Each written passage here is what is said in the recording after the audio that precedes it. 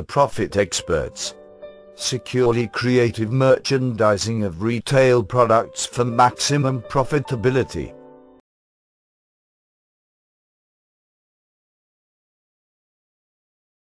Case study. A few years back, I was employed as a store detective for a leading retailer in the UK. On my very first day at work, as I was in the middle of being briefed by the officer I was to replace, I noticed a couple walk into the store and headed for the coat section. I witnessed the lady remove one of the coats from the hanger, try it on, and then casually walk to the exit with her partner and scurry into a waiting getaway car. £900 walked out the door with such incredible ease, making me think, holy cow! How can this sort of thing happen in broad daylight? The answer was actually quite apparent. The coats were prominently displayed right near the exit. Keeping this experience as a vivid memory, any time I was assigned to a different store, I took great care to walk around and look for high-value items that were not securely displayed.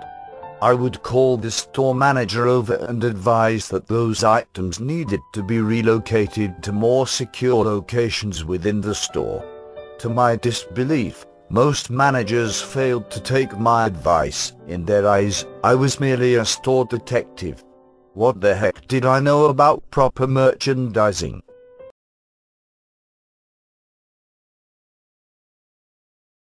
On another occasion I was assigned to a store in London Coney. Upon arrival at the store, I noticed coats worth £250 displayed near to the entrance. I approached the manager expressing my concerns. I jokingly remarked that even George Tenement, the then CIA director, could not secure those coats in that location. He ignored my advice and left the coats at the entrance. A few hours later, a number of the coats were stolen. After the initial theft, I went back to him, thinking that he was going to listen to me, yet it made no difference.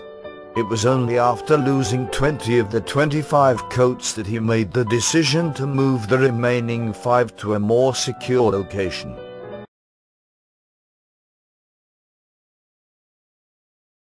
On this same site, there were 2 large retailers that shared a single toilet facility. Shoplifters would steal from one store and casually walk as if they were heading for the toilets which were located between both stores. If they were stopped by any security personnel, they would explain that they were going to the toilet.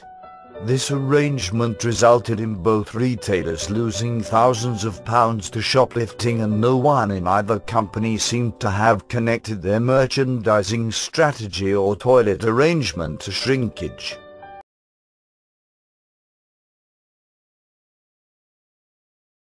How retailer facilitates shoplifting. I recounted the above anecdotes to make a very important point. Shoplifting occurs in most retail stores because the opportunities exist. Shoplifting is a crime of opportunity. When you remove the opportunity, you reduce the possibility.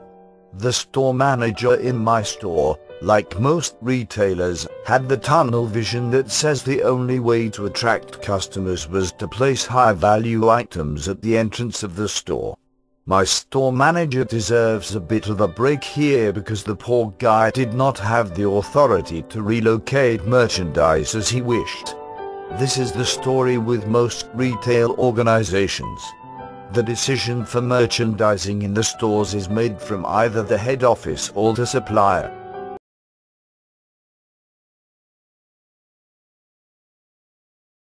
Who decides on display space allocation in a retail store? Let me ask a trick question. What business is Tesco in? Think before answering. It is a trick question. Did I hear you say retail? Wrong. Tesco is in real estate business. Tesco, Wal-Mart, Sainsbury, Morrison's and most big retailers buy up prime location in various cities around the country where they construct their stores.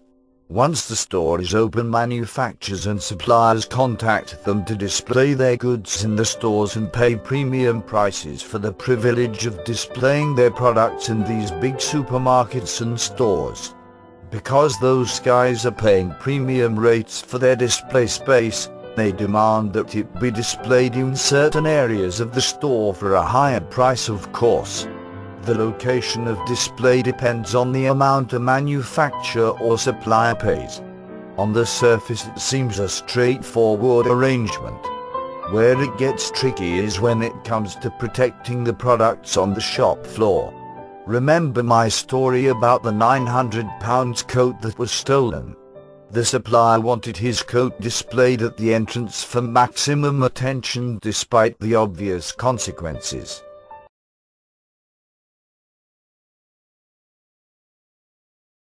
Marketing, commercial or whatever the department is called in a particular retail organization wants to get the maximum amount from each supplier so they concur and instruct the store manager to comply. The supplier does not know anything about loss prevention, neither do the individuals in the head office. The supplier's only concern is how to increase sales of his £900 coat. Marketing's concern is how to increase sales to satisfy the supplier. Shrinkage, what shrinkage? It is the store manager who takes the rap for that. Profit, who cares about profit? It is a financial department's headache. You find retailers losing thousands of pounds as a result of improper merchandising strategy. Bad display space allocation strategy coupled with bad store design is responsible for most retailers' shoplifting problems. An effective display space allocation strategy and good store design can reduce shoplifting by as much as 80%.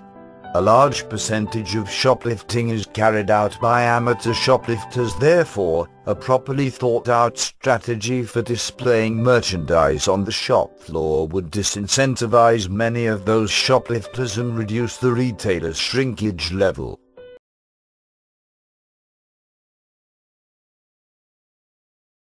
Thank you for watching. Join us at http://www.theprofitexperts.co.uk.